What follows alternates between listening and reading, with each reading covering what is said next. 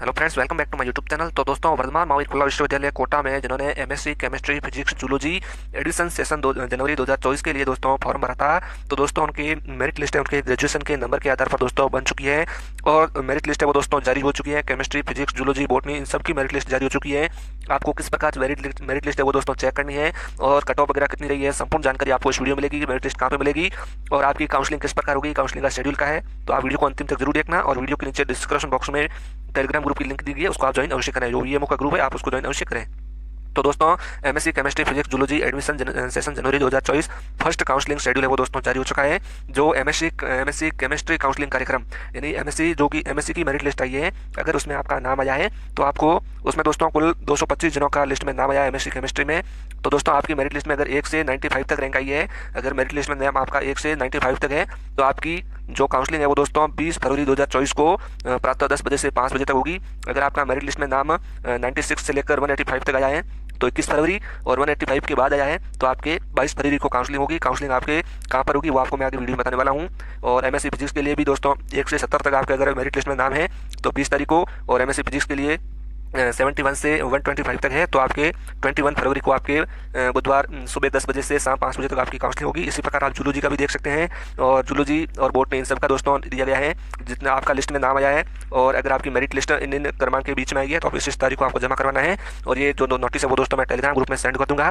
Telegram group की link इस video के नीचे डिस्क्रिप्शन बॉक्स में, वहाँ पर आप दोस्तों ज्वाइन कर सकते हो। और काउंसलिंग कहाँ होगी इन्होंने स्पष्ट लिख दिया है कि वर्धमान महावीर खुला विश्वविद्यालय कोटा, रावतपाटा रोड कोटा शहर, मुख्यालय कोटा शहर, विश्वविद्यालय परिसर कोटा, आर्यभट्ट भवन है जो ईएमपीसी आर्यभट्ट भवन है, वहां पर आपको रिपोर्टिंग करवानी है। अभ्यर्थी अपनी उपस्थिति या रिपोर्टिंग संबंधित काउंसलिंग दिवस पर प्रातः 9:15 बजे तक सुनिश्चित करें। काउंसलिंग के दौरान दिए जाने वाले निर्देशों की पालना करें। देरी से आने वाले अभ्यर्थियों की सीट आवंटन के संदर्भ विषयों की जवाबदेही होगी। यानी आपको 10 बजे आपकी काउंसलिंग शुरू होगी तो आपको वहाँ पर 9:15 बजे तक, प्रातः सुबह 9:15 बजे तक कोटा यूनिवर्सिटी जो कोटा जिले में है वहाँ पर आपको काउंसलिंग के लिए जाना होगा। वहाँ पर आपको 9:15 बजे रिपोर्टिंग देनी है और आपकी 10 बजे से लेकर 5 बजे तक काउंसलिंग चलेगी। और इसमें जो भी डॉक्यूमेंट वगैरह बोले हैं वो आपको साथ लेके जाना है। अगर आप लेट जाओगे तो आपको काउंसलिंग से वंचित कर दिया जाएगा।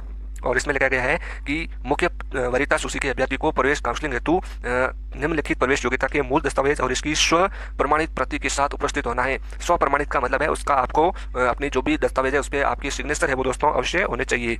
और दोस्तों, ये 31 जनवरी 2024 तक आपकी पूरी ये योग्यता है वो दोस्तों कंप्लीट होनी चाहिए। यानी एमएससी के लिए आपके मान लो योग्यता बीएससी रहती है तो या फिर बीएससी बीएड जो भी आपने कोर्स किया है वो आपके 31 जनवरी 2024 तक आपका रिजल्ट आ जाना चाहिए, यानी कंप्लीट हो जाना चाहिए। ये दोस्तों योग्यता दी गई है इसमें आपके। और दोस्तों, एमएससी प्रथम वर्ष में आपकी जो कार्यक्रम की शुल्क है वो दोस्तों 16,200 रुपये है।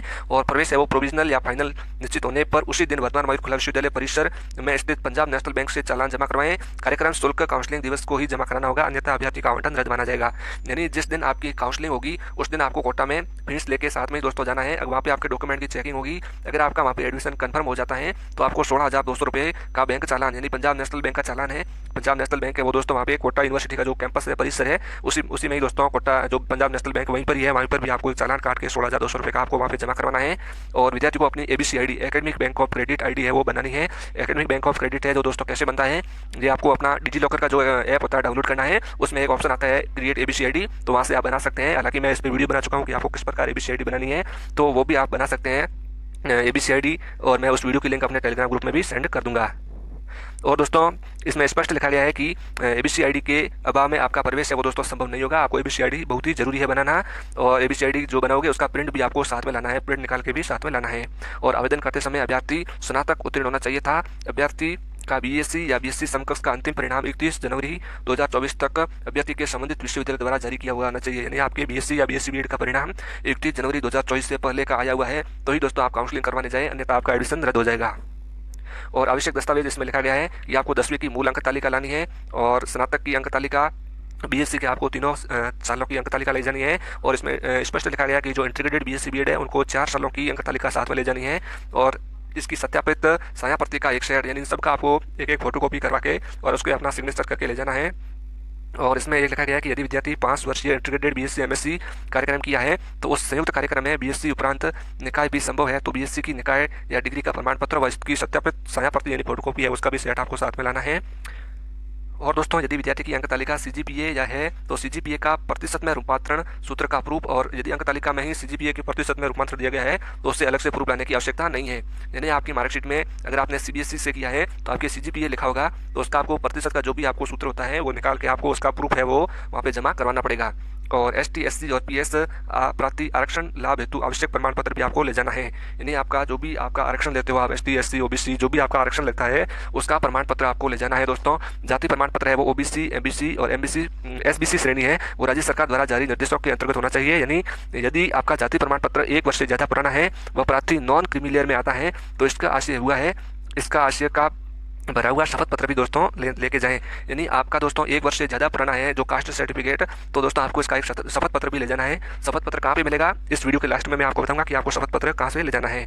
और यह शपथ पत्र जाति प्रमाण पत्र जारी होने की तिथि से 3 वर्ष की अवधि तक ही प्रस्तुत किया जा सकता है। यानी शपथ पत्र आपके जाति प्रमाण पत्र से जारी होने के 3 वर्ष की अवधि तक ही दोस्तों आपको प्रस्तुत करना होगा। अर्थात एमएससी कार्यक्रमों में प्रवेश 17 जनवरी 2024 में प्रवेश के लिए ओबीसी, एमबीसी, एसबीसी का जाति प्रमाण पत्र 31 जनवरी 2021 के पश्चात का ही होना चाहिए। यदि ओबीसी, एबीसी, एमबीसी का प्रमाण पत्र 31 जनवरी 2023 के पश्चात का है तो दोस्तों जाति प्रमाण पत्र की प्रमाणित प्रति भी आपको साथ में लानी है। और 31 जनवरी 2021 के बाद का है परंतु 1 फरवरी 2023 के पूर्व का है तो उसका भी शपथ पत्र दोस्तों आपको साथ में लाना है। तो इस प्रकार आप दोस्तों अपने भी ओबीसी जो भी ओबीसी, एमबीसी के सर्टिफिकेट है उसको दोस्तों यहाँ पे आराम से देख लीजिएगा। जो भी आपके नियम यहाँ पे लिखे हुए हैं आप उसके अनुसार उसको सर्टिफिकेट को और शपथ पत्र को दोस्तों साथ में ले जाना है। जिस प्रकार मैंने ओबीसी का बताया है उसी प्रकार ही दोस्तों आपके ईडब्ल्यूएस का भी आपको 1 साल से ज़्यादा है वो आपका पुराना नहीं होना चाहिए। अगर 1 साल से ज़्यादा पुराना है तो आपको शपथ पत्र साथ में है वो ले जाना पड़ेगा। और आपके मूल निवास प्रमाण पत्र है वो भी आपको साथ में ले जाना है। और बैंक की जो आपकी पासबुक है उसका प्रथम पृष्ठ की आपको फोटोकॉपी है वो दोस्तों आपको ले जानी है। प्रथम पृष्ठ की फोटोकॉपी में आपका नाम होना चाहिए, स्पष्ट दिखना चाहिए, अकाउंट संख्या और जो भी अकाउंट नंबर, आईएफएससी डिटेल वगैरह जो भी ब्रांच की डिटेल वगैरह आपको एकदम स्पष्ट दिखनी चाहिए। फर्स्ट पेज का आपको फोटो ले जाना है और एबीसी आईडी की फोटोकॉपी ले जानी है। और स्वयं का राजकीय मान्यता प्रमाण प्राप्त कोई भी पहचान पत्र यानी आधार कार्ड भी आपको साथ में ले जाना है। आधार कार्ड नहीं है तो आप voter ID card, pan card वगैरह कोई भी आप अपनी आईडी है वो साथ में ले जा सकते हैं। और दोस्तों जो प्रतीक्षा सूची यानी इस सूची में जिसका नाम नहीं आया है उसके लिए दोस्तों अलग से एक वेटिंग लिस्ट भी निकाली जाएगी। यानी जो स्टूडेंट फर्स्ट काउंसलिंग में बाहर हो गए और सीटें खाली रहेगी उनके लिए दोस्तों सेकंड लिस्ट भी है वो जारी की जाएगी।